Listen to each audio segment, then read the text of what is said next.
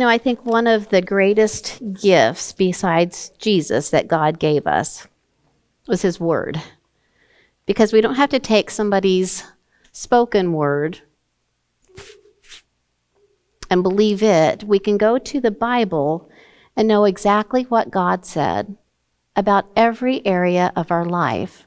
And we can read the promises that Jesus gave us. It gives me great comfort because while the Bible was written as history, as a love letter, it also, well, it went for everybody. It also speaks just to your heart when you need it most. It actually at times will come alive. I know when I've needed a verse and a certain verse speaks to my heart, and I'll be like, I never even knew that verse was in there. Or at a certain time, it'd be a verse that I had read, and all of a sudden it's like the light bulb comes on, and I'm like, I get it. And it works just for what I need at that time. To me, shows me that the book is alive for what you need because it has his spirit in it. So because of the last decade, but especially the last couple of years, there's been a lot of uncertainty in the world. There's been a lot of confusion, chaos, a lot of things where we don't know which way to turn. And thank God that we have him for an anchor for our soul. But going through life, sometimes we think what we're going through is unique. Nobody's ever gone through it. Nobody will understand me. But when reading the Bible, I can see every personality trait that either I have or I deal with today in the world. I see every situation. When Jesus was born, there was great turmoil in the government. That's not a new thing at all. And Jesus, the words that he spoke to his disciples, I think that he would like to speak to you and I today. So let's don't let that just be a story of what happened, a historical fact, but let's put ourselves in the group with the disciples. Let's put ourselves right there with Jesus. At this point that I'm talking about, this is during the last week of Jesus' life, and he knew that time was growing short. And he became fully human. He was fully God, yet he was fully human. And it's bittersweet. Even if you really like the people that you work with and you get your dream job, even though you know that you're going to a better place, man, those goodbyes, they're rough. Even if you know that you're going to see them again, even if you know that you'll still have lunch with a few of them, it's still sad to say goodbye. And Jesus knew this. He knew that his time was growing short. This, for 3.5 years, this was this bunch that he ate with, he slept with, he laughed with. He watched them grow and become men of character. He watched them evolve and become closer to one another, and it was his extended family. And they didn't have a clue at this time, even though he had dropped hints. They didn't have a clue of what actually truly was going to take place in such a short amount of time.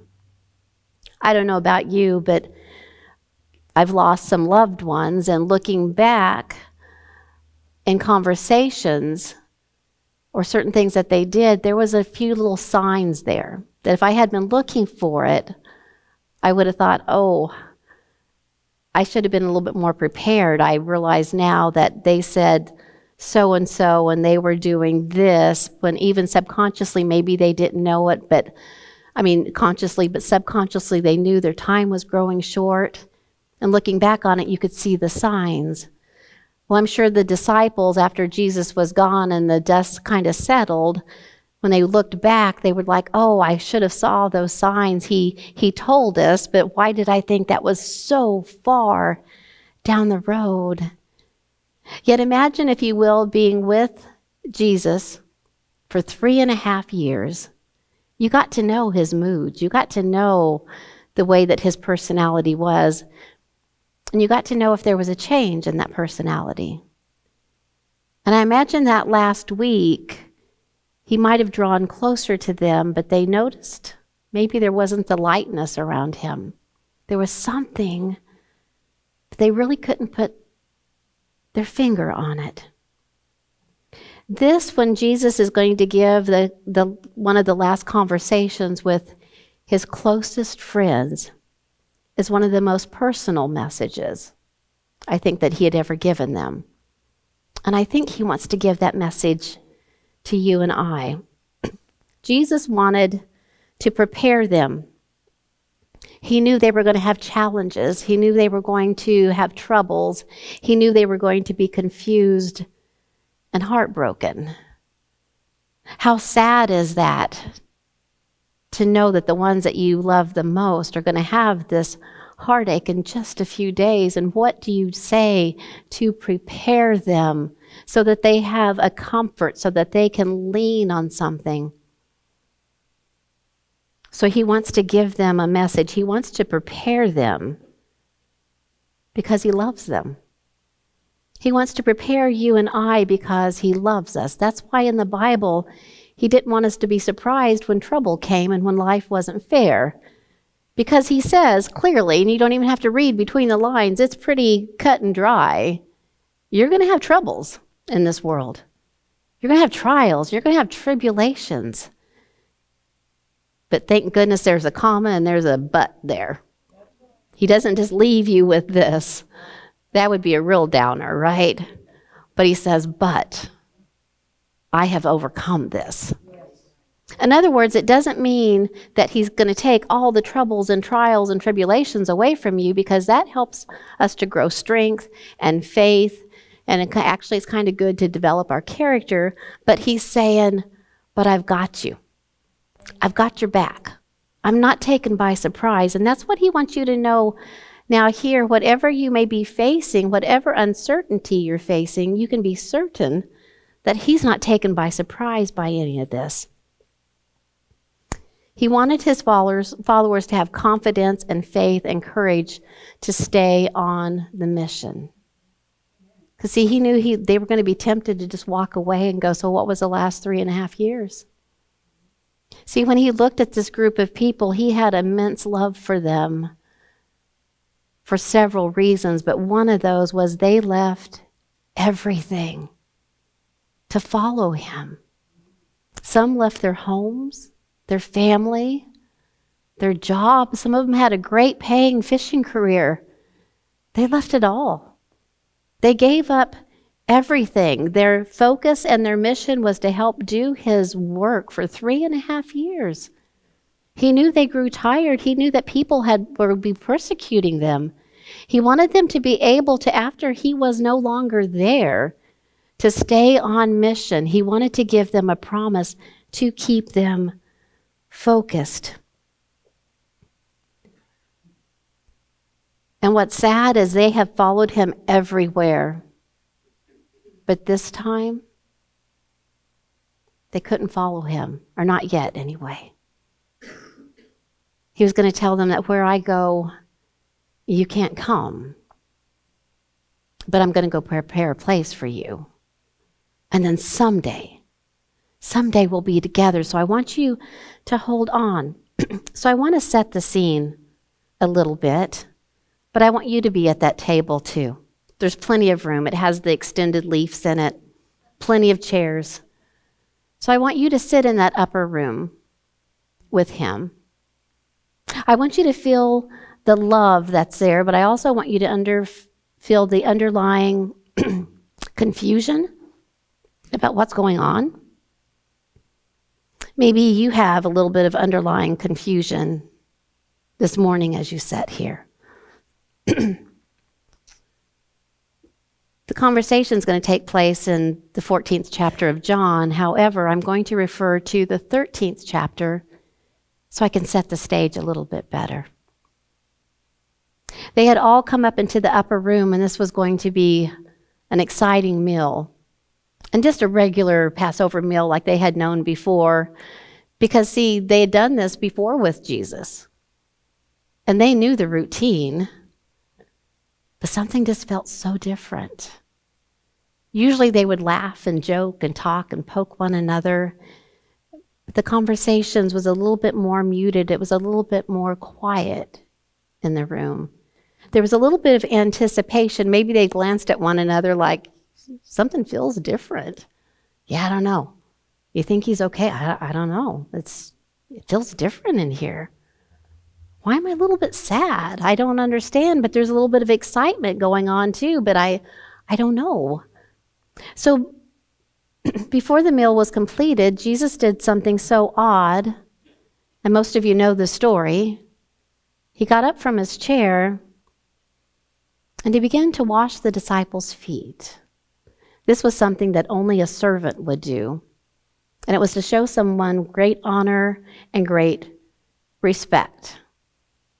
He even washed the feet of Judas. And then after he had done that, shortly after that, Judas had left the room. And now he had his true followers all surrounding him. But he tells them something after he washes their feet. He says, I've given you an example of what you should do as I have done for you. And if you do this, you'll be blessed. Now, please don't come up and ask to wash my feet. That's gross. I don't want you to do mine. I don't want to do your feet. So he's talking, he gave you a literal visual for a symbolic meaning. In other words, serve one another. And he says, where I'm going to be going, you can't come right now. Now, that's the first time he's ever told them that. That would be like when you are leaving your kids for the very first time to go separate with them, from them. That's odd. That's a shakeup in the routine that they normally know. But like any parent, you will usually leave them with some instructions. Don't destroy the house. Don't throw a party. Don't have any girls or boys over the house. We will be back soon. We will call you. Soon we'll be together again. The kids are like, how long are you going to be gone? Why can't I go? Where are you going? He knew they would have these kind of questions because this was a change up in their routine. And he said, where I'm going to go, you can't go. And that's strange too, because one of the first things he said to them was, follow me.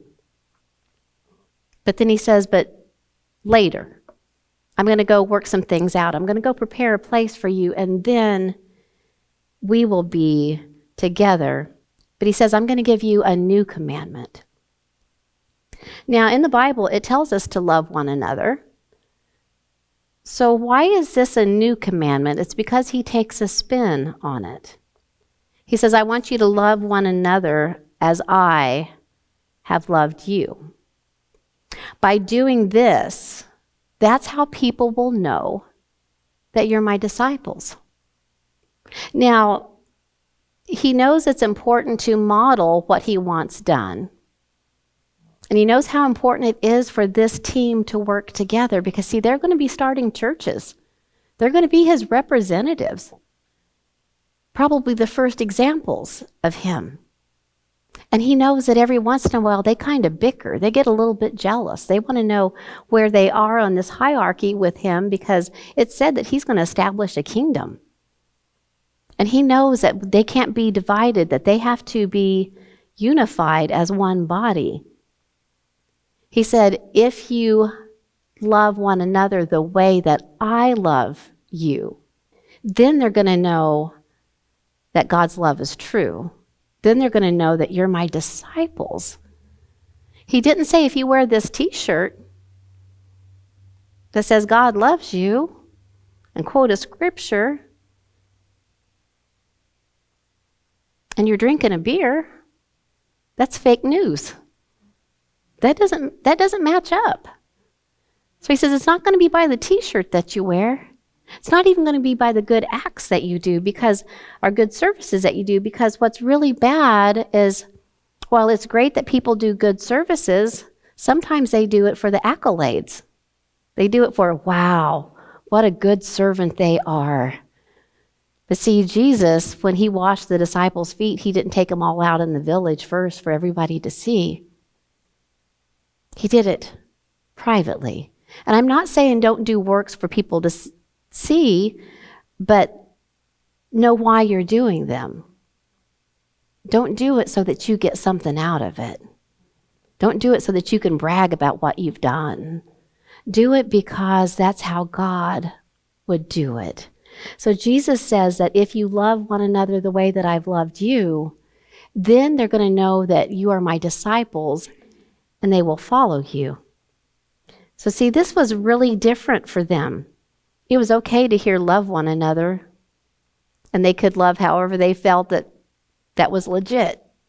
Well, I love them.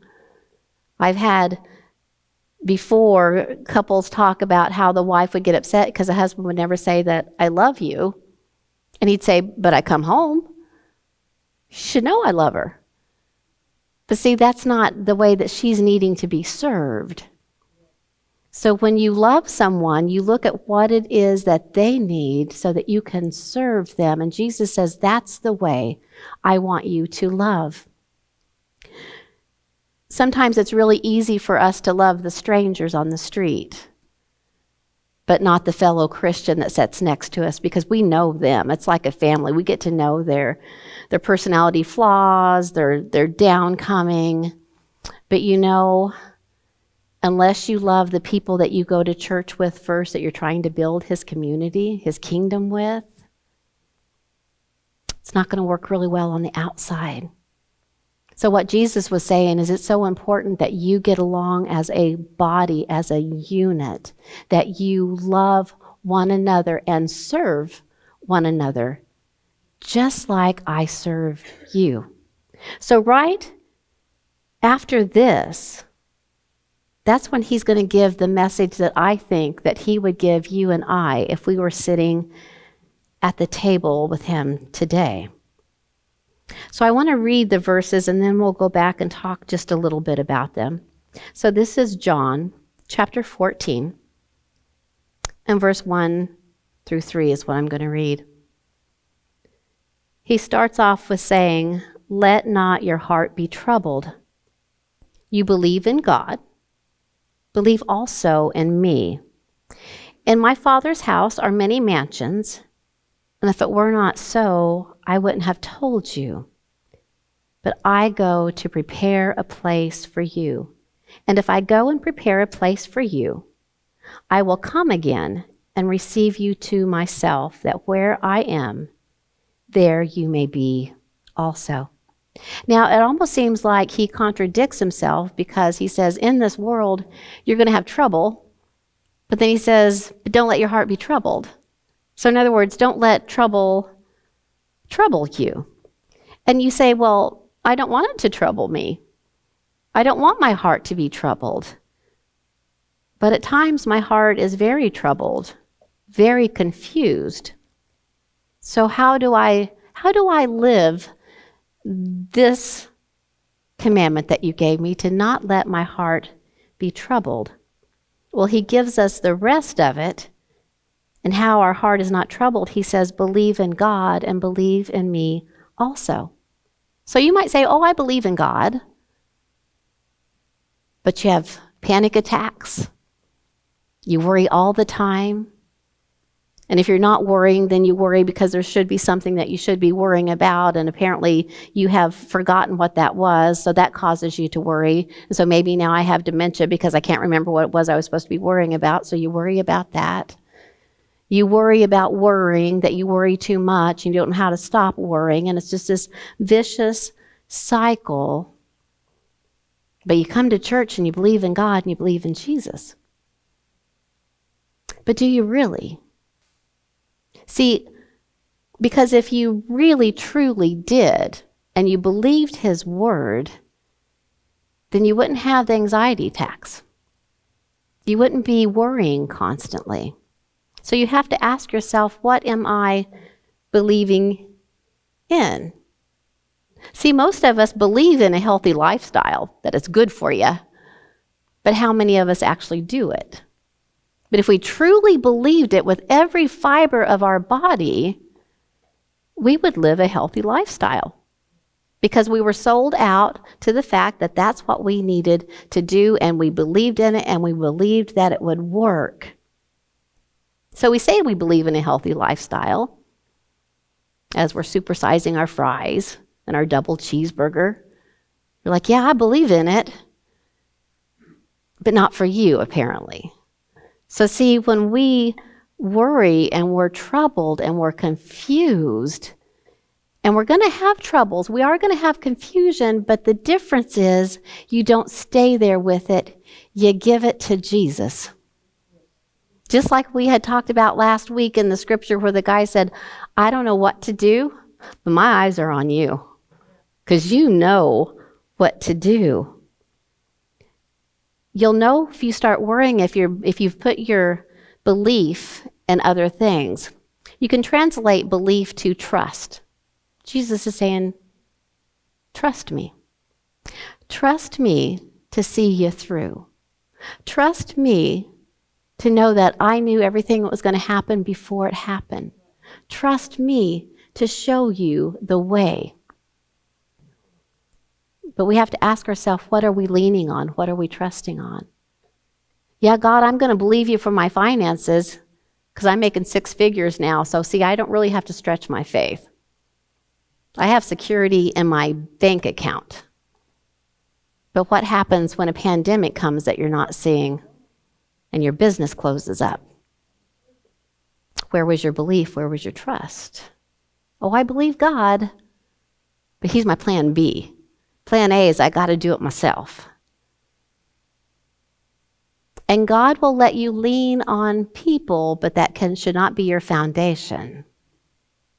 See, because even if your house gets blown away, as long as the foundation is there, you have something to build upon.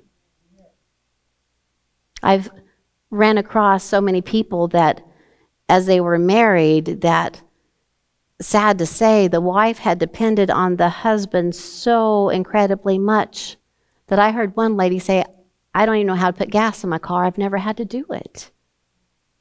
See, and so her world, while yes, your heart's going to be broken, her world was completely devastated because her foundation, her trust, her security, her peace was in her spouse. I've heard men say, well, my wife's dead now. I don't even know how to turn the washing machine on. I don't know how to fix anything to eat. Because see, she was the thing that all of his weight was leaning upon. And I'm not saying don't trust people. Ask God who to trust. But see, they're just people. People can let you down. Don't have all of your trust in something that can be taken away. See, you can't take Jesus away. He says, I'm not leaving you. I'm never going to forsake you. That's who you have to have your most of your weight upon. And the other things are nice things that will let you lean and rest. But it shouldn't be your resting post. It shouldn't be your foundation. So Jesus is saying, I need you to believe in me and what I've said, that I'm going to take care of you. Because in a little while, I'm not going to be here. You have to be so careful that even you don't lean so hard upon another Christian to let them be your lifeline to God. What happens if you lean so hard on the pastor of the church that when the pastor dies, your whole world falls apart? You don't even know if you're even saved anymore. What were you leaning on? Or what happens when the pastor, it's exposed and they're living a life of sin? And then so many people leave the church completely, not just that church, but they leave God and the church completely because that apparently was their foundation. God will rock your world sometime to go, hey, where are you putting your belief? Where are you putting your trust? You need to believe in me and believe in my Father also. And so that's what he wants us to do to be able to not be troubled.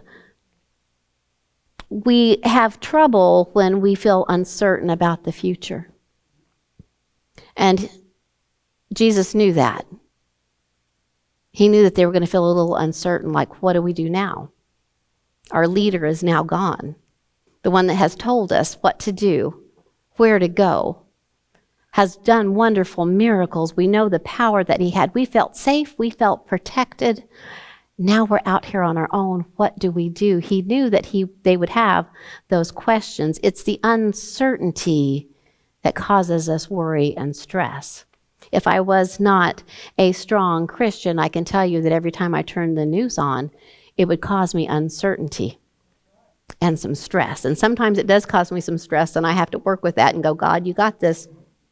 You got this, because I can't figure it out. I can't change anything, but you've got this.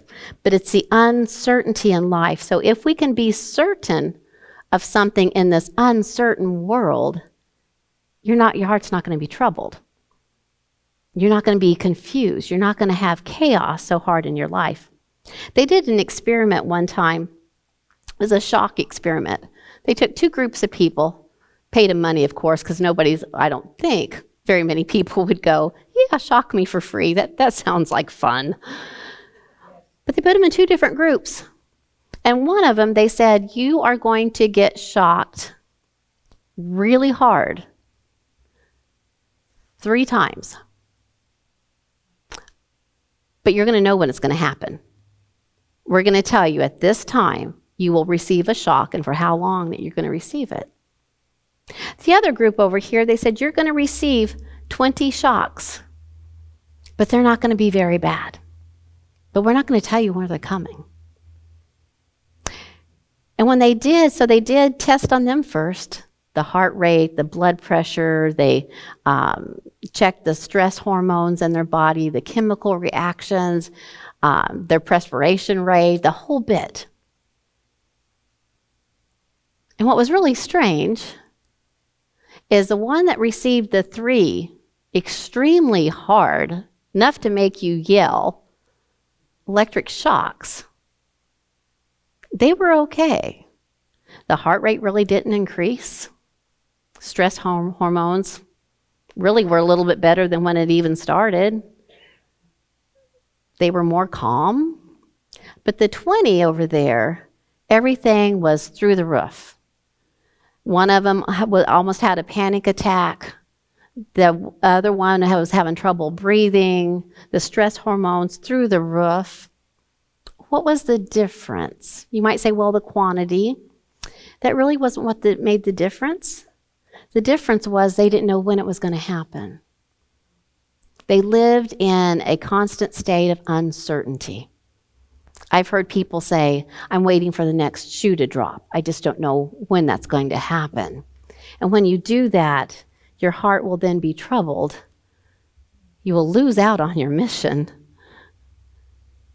And you won't be at rest. Jesus said, you're going to have some shocks to your life.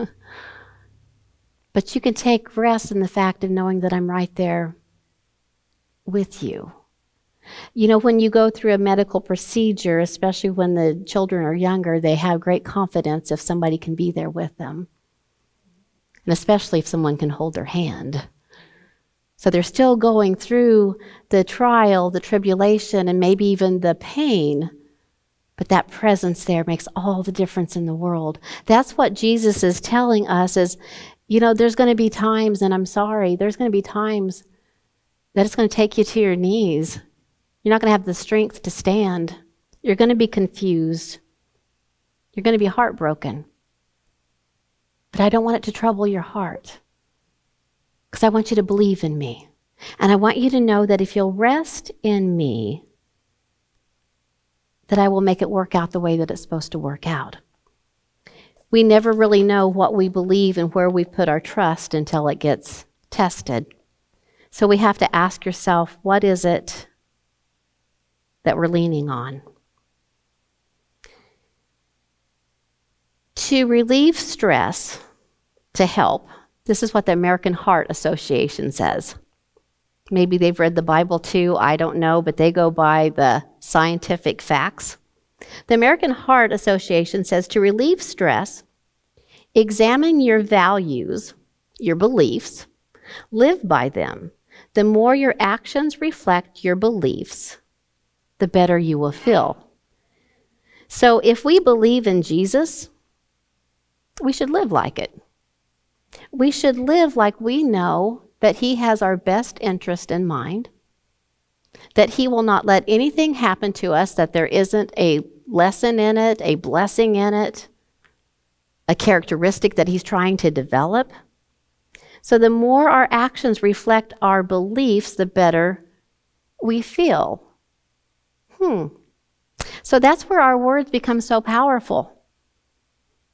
Even if you feel heartbroken, you might say, my heart's broken, but I have peace knowing that Jesus is the one that's going to put it back together again. See, don't stay just in the fact. Live in the promise of what can be done. If we live like it's true when we're overwhelmed, sad, and hopeless, use these words. Say them to yourself. Let not your heart be troubled. Believe in me. If you don't remember anything else that I've said today, I want you to remember that small phrase, because that's what he wants to say to you and I every time that your heart's troubled. He says, don't let it be troubled. Believe in me. Believe in me. If we do that, then we can have a peaceful life in the middle of a chaotic situation. He says, I know that there's trouble, but don't be troubled because I'm not troubled. I'm going to go and prepare a place for you. And that's what he's doing for you and I. He's preparing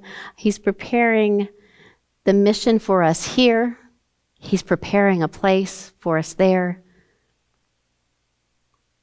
And I want you to let those words set the course for your way forward in life. Believe who Jesus is and believe where you're going. And I promise that the times of chaos and confusion, they will lessen in your life. And if you've had a life where everybody that you've trusted in has let you down, if everybody that you thought you could believe, you found out that they were lying to you, it's hard to trust. It's hard to lean upon somebody. So what I want you to do, I always talk about how you need to be real with God because he already knows. Don't tell him that you're happy when your heart's broken. Don't tell him that you're okay when you're not and you're ready to crumble. If you have trouble leaning on him, I love that there was one guy in the Bible that Jesus says, do you believe that I can do this? And he says, I believe, but help my unbelief, meaning he wasn't 100% into the believing side of things. So if you have trouble leaning on Jesus, it's okay to admit it, but ask him, say, help me to lean. Because see, everything else in life that I've tried to lean on, that I've tried to put my weight on, feels like it's been yanked out from underneath me. Every time I think that I can trust this person, I've been betrayed. And that's what the enemy will remind you of. You have to do it yourself because nobody else will do it for you. Toughen up, be okay, don't lean on anybody. Jesus says, I want you to lean on me. You lean on me. And if you're still learning how to lean, ask him this morning, show me how to lean. Show me how to let go and let you take care of me. And I promise he's just a heartbeat away, and he's just waiting to hear those words so that he can come in and say, don't let your heart be troubled, because I'm right here. God bless you.